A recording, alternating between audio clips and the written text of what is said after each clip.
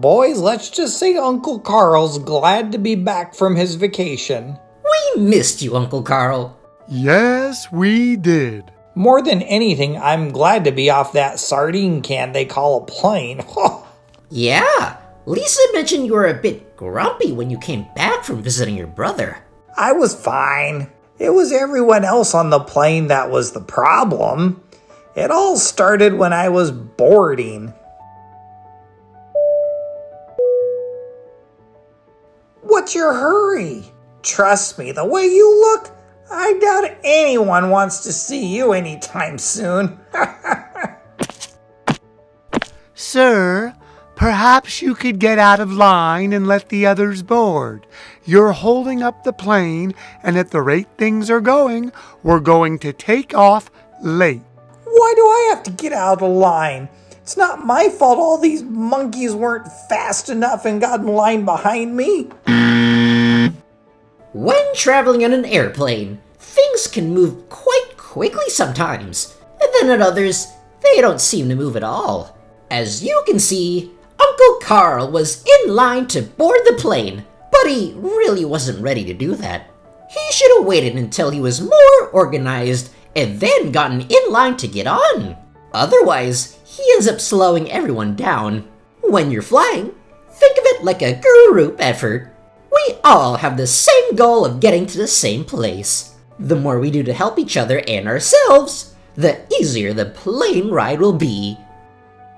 Well, there's nothing like a long plane ride to get some work done and catch up on my reading. I just wish they gave us more space on this rust bucket to do it. They should know this isn't enough room. Oftentimes in an airplane, we have very little space. And because of that, we have to be very considerate of others.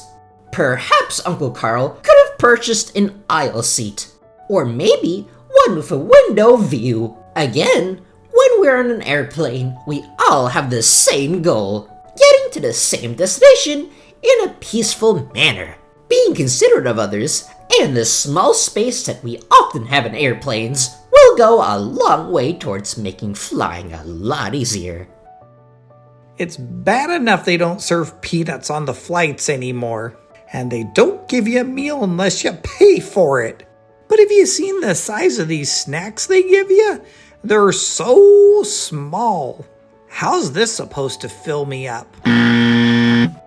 As far as food goes, if Uncle Carl didn't want to spend money on the plane food, and if what they give him for free to eat isn't going to be satisfying enough, he can always bring his own packaged food from home, as long as it isn't opened. Well, we've landed. No need to have the seatbelt confining me anymore. Time to get off the plane. Folks, see ya. Really wouldn't want to be ya. And I mean it. What Uncle Carl just did is something you should never do on an airplane. The seatbelt sign is on for a reason. Even though we've landed and we're on the ground, it's still not safe to get up and move around the airplane's cabin. This is why, even after landing, we wait until the seatbelt sign is off before we start moving and getting our belongings. This is for our safety, and it's respectful to the people around us. Speaking of being respectful, Uncle Carl really shouldn't insult his fellow passengers on the plane. This is ridiculous. I've waited forever. Turn that seatbelt sign off already. Ah! VIP coming through! VIP coming through! Move it! VIP coming through! VIP coming through! Out of the way! Come on, out of the way! VIP coming through! As you can see, running off the plane is, again, exactly what Uncle Carl shouldn't do.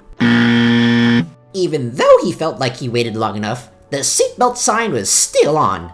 Nobody wants to be cramped on a plane any longer than they have to be. However, if everyone just gets off without following the order of how they're seated, this actually makes it take longer to get off the plane. Sometimes, we have short layovers between flights. If we just let the flight attendants know that, they can talk to the captain and work it out for us to get off the plane sooner. As we said, sir, we're very sorry. I know you're sorry. You know who's even more sorry? Me! For taking this crummy airline. Hey, wait a minute. Why did I get the I'm wrong pause button? Aren't I allowed to be upset about them losing my luggage? Well, Uncle Carl, it's okay to be upset, but you're really not supposed to yell at others. That doesn't solve your problem, and it actually makes things worse. When we want to have someone help us, we should be kind. That way, they'll be kind in return, and maybe go the extra mile to see that whatever our problem is gets resolved. Sir, we're very sorry. Me too. I guess maybe I got a little too loud. We've located your bag. It'll be here tomorrow, and you can come by and get it. I've made a note to contact you the minute it comes in. Thanks. I realize it's not your fault. You didn't lose my bag. I guess I just let my frustrations get the better of me. That rarely happens. Well, look at that! Your suitcase came earlier than expected. Yeah, and the airport isn't that far away. So I guess picking it up wasn't too bad.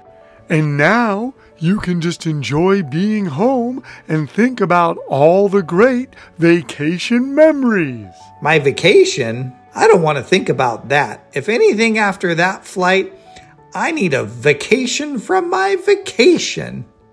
Uncle Carl, my parents were right about you. No matter how good or bad something is, you'll always have something to say about it.